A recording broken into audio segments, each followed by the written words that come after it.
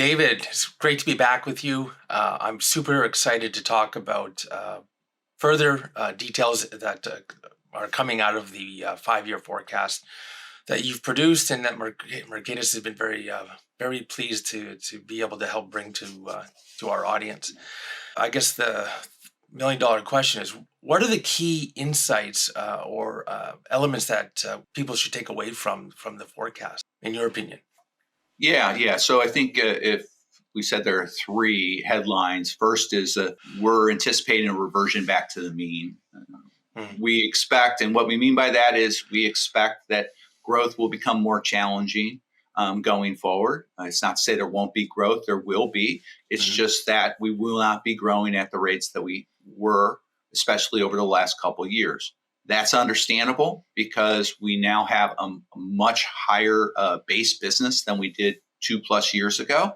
So the expectation is, while we're going to grow, the relative gains we can expect in the coming years are just going to be lower than what we've experienced over the last few.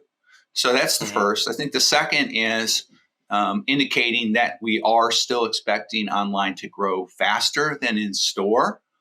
Is that the share of total spending that will shift online, whether that's for pickup, delivery, or ship to home, will grow. Today, we would estimate that online accounts for around 11% of total grocery spending for 2022. And within the next 5 years, by or during 2027, that number will be close to 14%, maybe just under. So not as aggressive as a forecast as others, but there are reasons for that.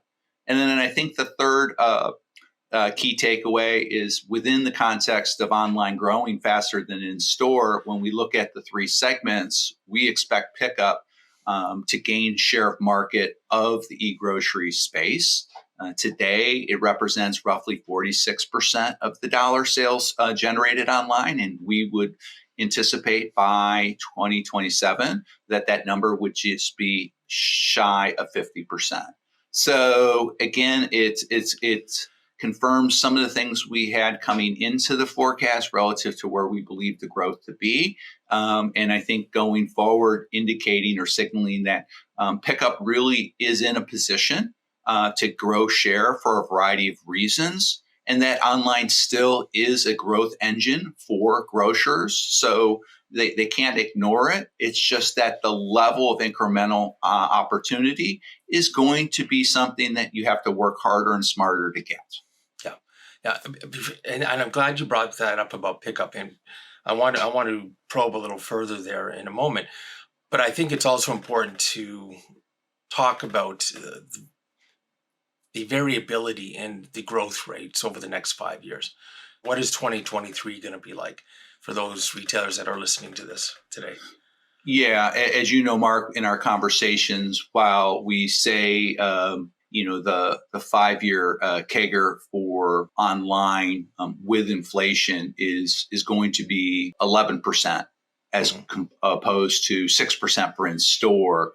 That's, again, 5 years. If we were looking at percentage change year over year, we would anticipate 2023's sales for online, again, including pickup, delivery, and ship to home, to maybe be plus 4%. On a year-over-year basis. So a significant slowdown versus what we saw in 2022, which, according to our model, would be north of 10%, maybe even north of 15%. So a considerable slowdown, and there are a variety of reasons and factors contributing to that in that calendar year. But again, then that establishes essentially the low level before we bounce back and continue to have our incline back up to where we project the 2027 sales figures to be. Thank you. I appreciate you providing that clarity. So let's talk about the outlook for pickup compared to delivery and ship to home. So what factors are going into this other than the pickup has more room to grow, essentially? That's a large component. I mean, if we went back to our 3A's growth framework, the foundation is availability. So to have access to a pickup or delivery service is a predicate required to drive the business. And as we said in an earlier recording we've done, pickup still has room to grow relative to household penetration, whereas delivery today effectively has reached full penetration relative to households that shop online and have access to that.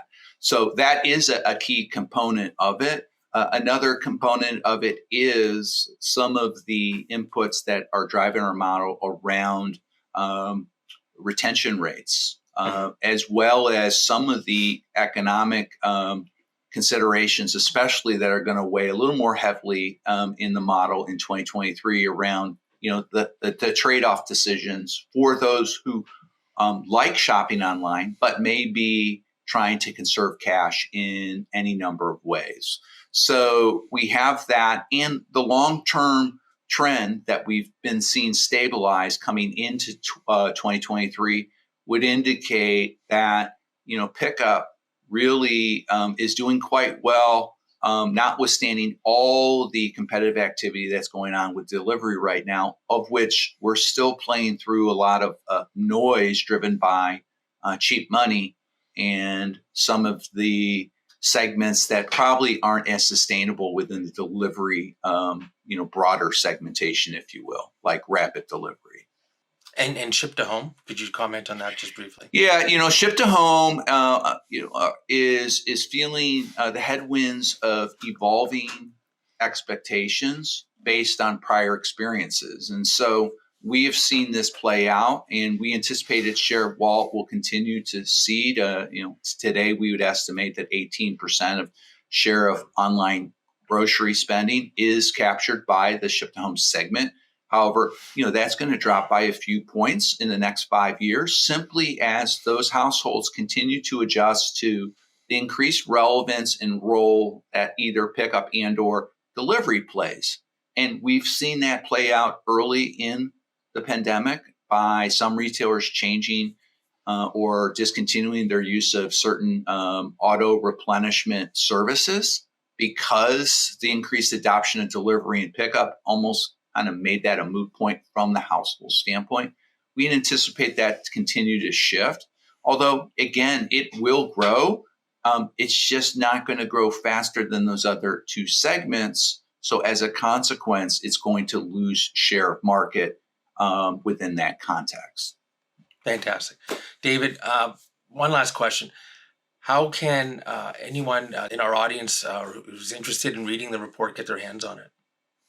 Well, I would say first and foremost, if they're a retailer, we encourage you to reach out to Team Mercatus, as you have the ability to share that with retailers if you're choosing.